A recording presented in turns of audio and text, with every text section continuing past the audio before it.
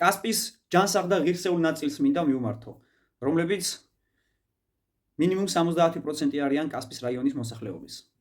ეს ადამიანები ოპოზიციურად არიან განწყობილები და წლებია უკვე რაც მათ არჩევნებს პარავენ. იმ ხმას პარავენ, რომელიც მათ არჩევნებზე დააფიქსირეს. ბოლოს ეს 2024 წლის არჩევნებზე მოხდა, როდესაც ოპოზიციური ხმები მოიპარეს და ქართულ ოცნებას მიუმატეს. იგივე მოხდა კასპშიც, სადაც ოპოზიციამ ქართული ოცნება პირწმინდა დავამარცხეთ, მაგრამ როგორც აღმოჩნდა, თურმე ქართულმა ოცნებამ 20-25%-ით მოიმატა თავისი რეიტინგი. ამ ბინძურ კამპანიაში და სახელმწიფო გადატრიალების საქმეში ჩართულნი იყვნენ ქართული ოცნების ადგილობრივი შტაბის წარმომადგენლობა, ასევე მერიის და საკრებულოს თანამშრომლები, პედაგოგები, პოლიციელები და ყველა სტრუქტურის წარმომადგენლობა, რომლებიც დამლაგებლიდან განყოფილების უფროსამდე ემსახურებიან ამ ბინძურ რეჟიმს. ეს ხალხი დღემდე არ წმუნებს საზოგადოებას, რომ ივანიშვილის რეჟიმის წარმომადგენლობას აქვს უმაღლესი ლეგიტიმაცია, რაც რა თქმა უნდა არის პროპაგანდის ნაწილი. ეს ყველაფერი ძალიან მალე დამთავრდება, რადგან ამ ქვეყანას ყავს ის ჯანსაღად მოაზროვნე საზოგადოება, რომლებიც ყოველდღიურად იბრძვიან ამ ქვეყნის განთავისუფლებისთვის. ერთ წელიწადზე მეტია უკვე უწყვეტი აქციები მიმდინარეობს რუსთაველზე და ყოველკვირეული მარშებით ძალიან კარგად აჩვენებს საზოგადოების განწყობას და ასევე აჩვენებს იმას, თუ როგორი მზარდია პროტესტი. საზოგადოებაში პროტესტი და სიბრაზე რა თქმა უნდა ყოველდღიურად მატულობს. ეგრეთ წოდებული არალეგიტიმური ხელისუფლების პოლიტიკა ქართველი საზოგადოების ჩაგვრაზეა დამყარებული. ყოველდღიურად კლავენ ადამიანებს. პოლიტპატიმრებით გადაავსეს ციხეები. ადამიანებს ქუჩაში სცემენ და ამაზე პასუხს არავინ არ აგებს. მკვლელებს უშვებენ ციხეებიდან. წახალისებულია დანაშაული და ამ ყველაფრის მფარველი არის ბიძინა ივანიშვილის ბანდა. რა თქმა უნდა ადგილობრივ დონეზეც, მაგალითად კასპში, ადგილობრივი ბანდა საკრებულოს და აღმასრულებელი ანუ მერიის წარმომადგენლობით ანადგურებს ჩვენი მომავალი თაობის განვითარების შესაძლებლობას. ისინი მფარველობენ იმ ბიზნესმენებს, რომელთა ქარხნებით აბინძურებენ გარემოს და ადამიანები კვდებიან. ის ოპოზიციურად განწყობილი საზოგადოება, რომელიც მე თავშივე აღნიშნე, რომ ჯანსაღი და ყველაზე ნაღები ნაწილია ჩვენი ქვეყნისა, ეს ხალხი გულგატეხილი, იმედგაცრუებული და ნიჰილიზმში ყოფები არიან.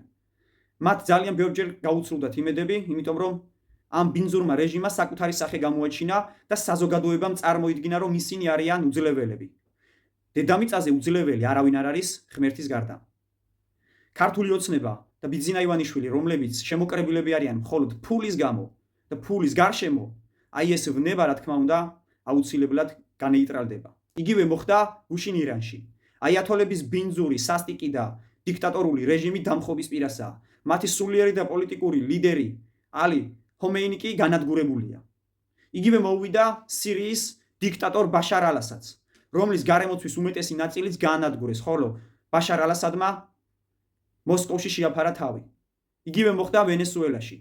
ნიკოლას მადურო, რომელიც ადამიანებს აქციაზე ხრეტდა და უამრავი პოლიტპატიმრით ჰქონდა გადავსებული ციხეები, დღეს ამერიკაში განაჩენს ელოდება და მას სიკვდილით დასჯა ელოდება. უკრაინაში ომის დაწყების შემდეგ აზერბაიჯანმა და სომხეთმა საერთო ენა გამონახეს, ომი გაჩერდა და მათ შორის მშვიდობამ და სოლიდარობამ დაისადგურა. სადაც არ არის რუსეთი, სადაც არ არის დიქტატურა, იქ რა თქმა უნდა მყარდება ნორმალური ადამიანური ურთიერთობები. დღევანდელი ჩვენი მოცემულობა ნათლად ყოფს, რომ სოფლიო პოლიტიკური დღის წესრიგი მნიშვნელოვნად იცვლება. მნიშვნელოვნად შეიცვალა რა თქმა უნდა საქართველოში არსებული ვითარება. ივანიშვილის რეჟიმი დღეისთვის არის ჩვეულებრივი ხუხულა, რომელსაც ერთი შებერვა უნდა და ის აუცილებლად ჩამოინგრევა. თქვენ უნდა გქონდეთ რწმენა იმისა, რომ რეჟიმი აუცილებლად განადგურდება.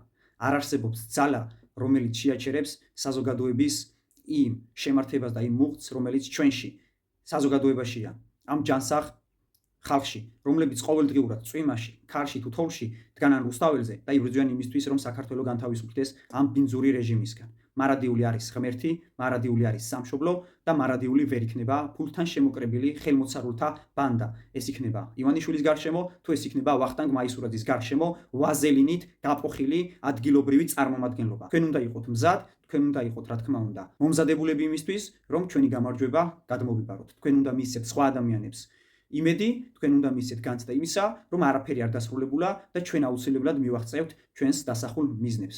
ერთი რამ გახსოვდეთ.